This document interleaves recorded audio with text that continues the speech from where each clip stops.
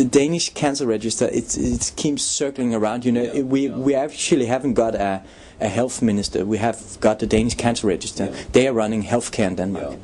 And it's only about money. They have just collected 30 million, Yeah. and in every shop they have a small box. You can put a dime into it, Yeah. and on the the brief marks, Yeah. if you pay 5 kroner extra, Yeah. you support the Danish cancer Okay, I register. see, yeah. It's a big money machine. Yeah, yeah. And then I come back to George Carlo, and it all confirms each other. Yeah. It has been an equal, very critical debate here in Sweden. One of the sort of top journalists in the science field here in Sweden, she wrote... Is that Mona Lilson? No, she is at Svenska Dagbladet. I don't remember her name right now, but she wrote some years ago a very, very critical article where she looked at the Cancer Foundation in Sweden, who had collected enormous sums during the last 50 years or whatever, you know, and paid an enormous number of scientists and so on money to do a lot of various experiments and documentations. But her conclusion was that in spite of this, the number of new cases of cancer in Sweden was constantly increasing in all cancer forms. So she said that from that point of view it was a complete failure, a waste of money, which is of course a very harsh way to put it. I mean, people have of course come up with more treatment strategies, better drugs, you know, better... But that's still money. Yeah, but she also pointed to that no one was dealing with the actual causes for cancer, and we have tried to do the same. And I remember we should send an application to the Swedish Cancer Foundation regarding, if I remember correctly now, it was about leukemia and electromagnetic fields. And then I called the secretary of the foundation just to hear a little bit what his ideas and thoughts were about this. And since I knew him personally, I called him in his home. He answered in his kitchen, I remember.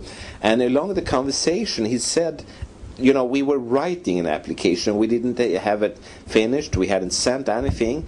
But during the conversation, he said, you know, Ole, if you mention electromagnetic fields, then I could assure you, you will never get any money.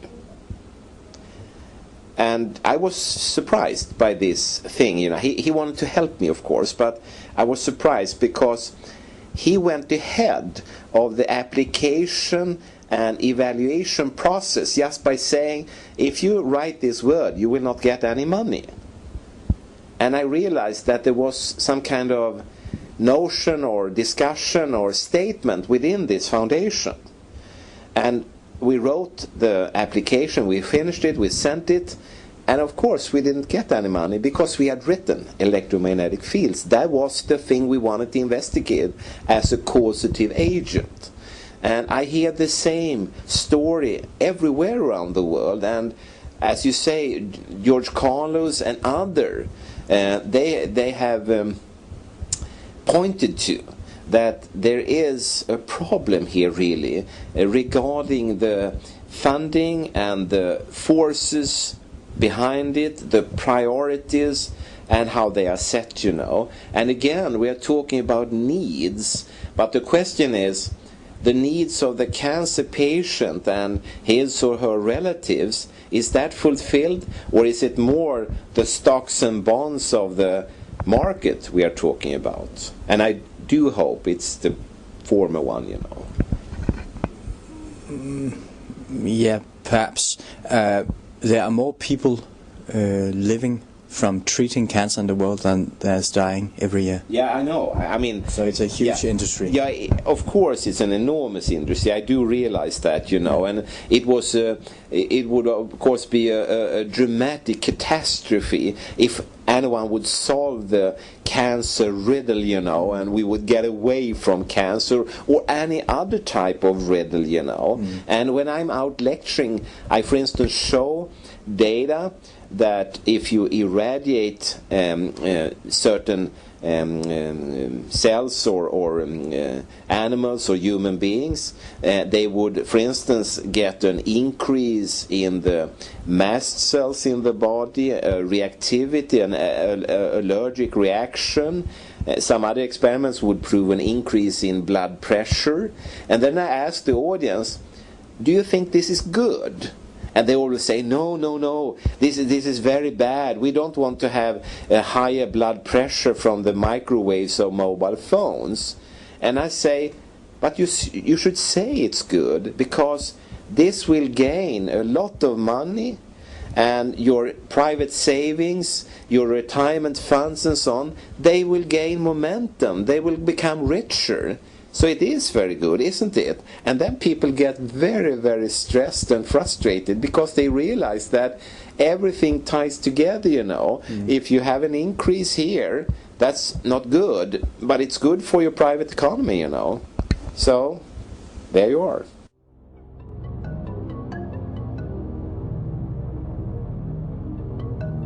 Is it safe or not? That is the question.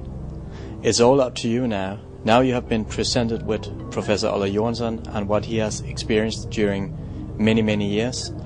And this is not exceptional. It's what most scientists and researchers who are real and who do the real science, they meet every day. They are being muzzled, they are being shut down, they are being ridiculed, and they are being ignored. To be or not to be, that's the question. And we are not going to be if we destroy our DNA, if we keep ignoring the things that really mean something.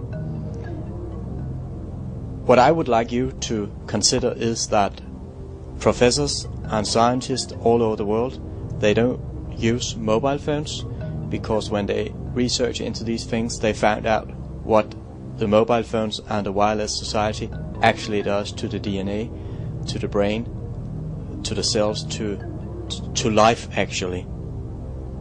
So who do you trust in?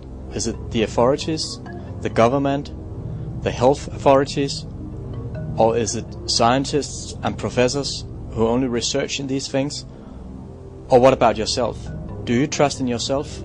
Because if you do, and you listen to the inner voice, you will know exactly if it's safe or not.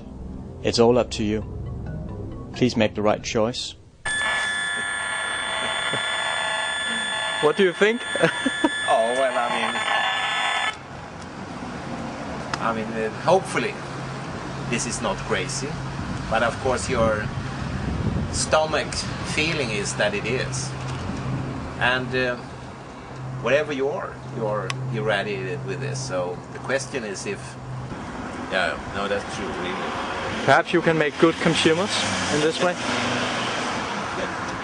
Thank you. Very obedient ones. They run after the latest things always, you know. And oh, that's strange. Okay, let's wish for the best and send intentions out for 50 million Swedish crowns. Well, thank you so much. Fast delivery. Yeah. Thank you for today, Ola. Well, thank you so much indeed.